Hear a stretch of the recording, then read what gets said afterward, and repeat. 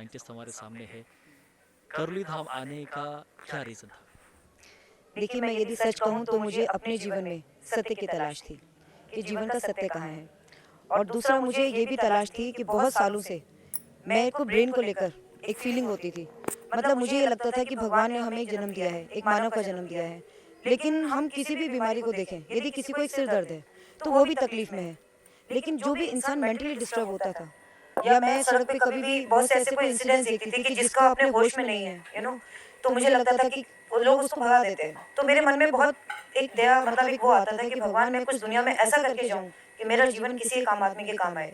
तो मैं ब्रेन को देखकर साइंस की तरफ एक ट्रू सत्य की तलाश थी कि ब्रेन को, सब लोग कहते हैं ना कि ब्रेन का नहीं पता कि कैसे काम करता है। तो मन में ये प्रश्न आता था कि ऐसा क्या हो गया इस इंसान में कि ये अपना कंट्रोल लॉस कर दिया। और यही सबसे ज़्यादा तकलीफ में है, क्योंकि आपके पास धन हो, पैसा हो, सब कुछ हो, लेकिन आप यदि इस पोजीशन में नहीं है कि आप अपनी उसको हैंडल कर सकें, then it becomes very difficult. तो मेरे को न्यूरो डिजेनरेटिव डिजीज के लिए मेरे अंदर बहुत पहले से एक थी इच्छा थी, और मैं सच को जानना चाहती थी। तो मैं इसलिए ही साइंटिस्ट के प्रोफेशन में आई। I did my masters in biochemistry, I did my PhD in biophysics, and मैंने पोस्ट डॉक्टरेट किया जापान से and biophysics and biotechnology. Basically मैं स्ट्रक्चरल बायोलॉजिस्ट भी हूँ। So these are my core domains in which I am working.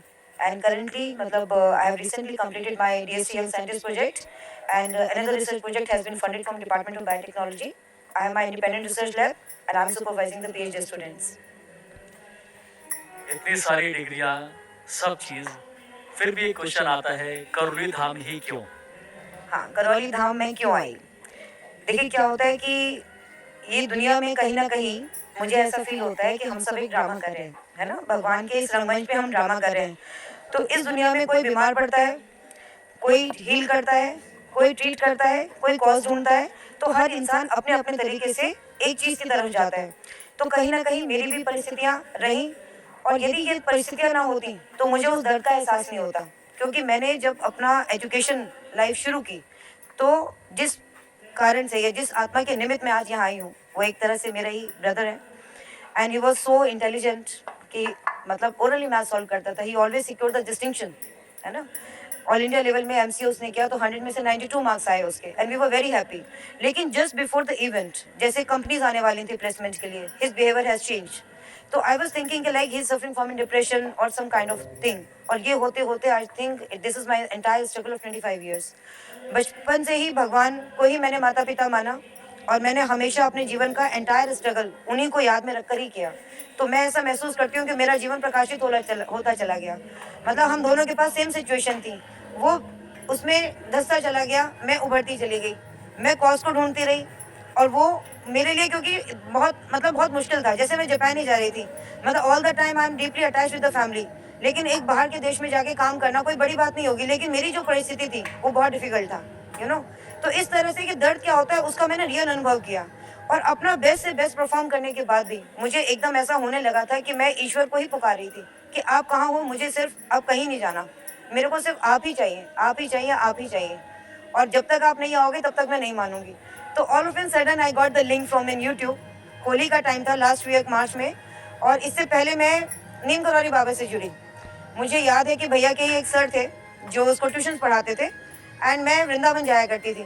तो उन्होंने मुझे एक सजेशन दिया था कि तुम जब भी वृंदावन जाते हो तो कभी भी नीम करौली बाबा के आश्रम जाना। तो उस समय जब मैं 4-5 साल पहले मुझे ये बात हुई थी, तो मेरे को स्ट्राइक नहीं किया, मतलब कोई एक होता ना लिंक। अच्छा, मैंने कभी भी मानव के रूप में भगवान को भगवान नहीं जाना, ये भी सच है। मैंने हमेशा उनसे ही डायरेक्टली अपना कनेक्शन रखा। तो एकदम ऐसे ही मैं जब भी अपना मतलब यूनिवर्सिटी जाती हूँ ट्रेवल करते करते, तो मैं कहीं ना कुछ डिवाइन ही सुनती हूँ हमेशा। तो all of in sudden first of all मेरे जिंदगी में उनका प्रादुर्भाव हुआ। तो बाबा है, तो उसमें लिखा था नीम करौली बाबा विनय चालीसा। तो मैंने कहा अच्छा ये है बाबा। फिर पता नहीं क्या होता था, मैं जब भी अपना मोबाइल ऑन करती थी बाबा आ गए। फिर बाबा से इतना हो गया मुझे कि मेरे को मतलब sometimes I used to cry, मुझे लगता था कि बाबा मेरे पास ही हैं। और एक दिन ऐसा ही हुआ कि मैं यूनिवर्सिटी जाने के लिए तैयार हुई, पर मन इतना वो था कि मैं वृंदावन अकेले ही चली गई, और पूछते पूछते बाबा के आश्रम भी चली गई। मुझे याद है कि मैं उस दिन अकेली ही थी मंदिर में, दोपहर का टाइम था। मैं मंदिर में बैठी थी जिस कक्ष में बाबा बैठा करते थे। मतलब मेरे को इतनी पॉजिटिव एनर्जी फील हुई कि जैसे प्राण आ रहे हैं मेरे अंदर, एंड आई वाज क्राइंग। मैं क्यों क्राई कर रही थी मुझे नहीं पता। फिर मैं कैची धाम भी गई, तो मुझे लगा कि वहां से मुझे एक दूसरा तथ्य मिला जैसे सबसे पहले बाबा की घटना थी कि ट्रेन रुक गई, तो मैं कहती थी ना कि मैं साइंस को डीपली ढूंढती थी। तो मुझे लगा कि देखो ट्रेन कैसे रुक गई, वो एक नॉन मटेरियल थिंग है, कैसे रुक गई, बाबा ने कैसे हील कर दिया, बाबा के पास कोई जाता था उन्हें कैसे पता लग गया मन की भाव। तो मुझे लगना शुरू हुआ कि ये रियल साइंस है। तो पहले मेरे जीवन में बाबा आए, फिर मैं बाबा की ही कथा सुन रही थी, यहाँ का लिंक आ गया। फिर मेरे को लगा गुरुजी चुटकी बजा रहे थे, तो मैंने कहा चुटकी बजाने से कैसे हीलिंग हो जाएगी। फिर जो जो डाउट्स आए मेरे मन में, ऐसा ही हुआ कि मेरे ख्याल 3-4 दिन बीते होंगे, मेरे वो डाउट्स ऑटोमेटिकली क्लियर हो गए और मैं 4-5 दिन में ही I catch the train and I came here. और पहले दिन ही मैं किट्स लेके गई थी, गुरुजी से मिलके गई थी रात के 2 बजे। I was the last person और तब से मेरी ये यात्रा शुरू हुई थी। नेम करोली बाबा से लेकर करोली धाम तक का सफर ये तो रहा, फिर भी एक चीज ये आ रही है कि एज ए साइंटिस्ट जब ये देखती हैं यहाँ क्या चल रहा है, ये चुटकी क्या चल रही है। देखिए, इसको समझने के लिए आपको बहुत ज़्यादा सबसे पहले ये समझना पड़ेगा कि हर इंसान खुद में क्या है। हुँ? हम यदि एक ओवरऑल देखें तो हम 5 तत्वों से मिलकर बने हैं, पृथ्वी, अग्नि, आकाश, वायु और जल। जब ये 5 कॉम्बिनेशन मिल जाते हैं तो एक देह तैयार हो जाती है, जिसे हम ह्यूमन फिजिकल बॉडी के रूप में देख रहे हैं। लेकिन जब हम चले जाते हैं तो 2 तत्व यहाँ रह जाते हैं, अर्थ और वाटर, है ना। बॉडी यहीं छूट जाती है, पानी यहीं चला जाता है और 3 तत्व साथ चले जाते हैं। वो हमारी आत्मा का कंपोजिशन है। वो हर किसी की आत्मा का कंपोजिशन अलग है। तो गया क्या? अग्नि, वायु और आकाश। ठीक है। अब हम यदि और इसके थोड़ा डिटेल में जाएं तो हमें अपने शरीर को देखना होगा कि सबसे पहले क्या है। सबसे पहले है आत्मा का मूल मन। मन मतलब मनोमय शरीर। मनोमय शरीर, यदि मैं उसको साइंटिफिक टर्म में कहूँ तो वो है vibrational energy field, right, that connects the individual. मनोमय शरीर के बाद आपकी एनर्जी ट्रांसफर होती है। पहले कई चीज मन में आती है, तो this is the beginning point. मन के बाद सूक्ष्म शरीर, फिर आपके कारण शरीर और फिर आपके स्थूल शरीर में आती है।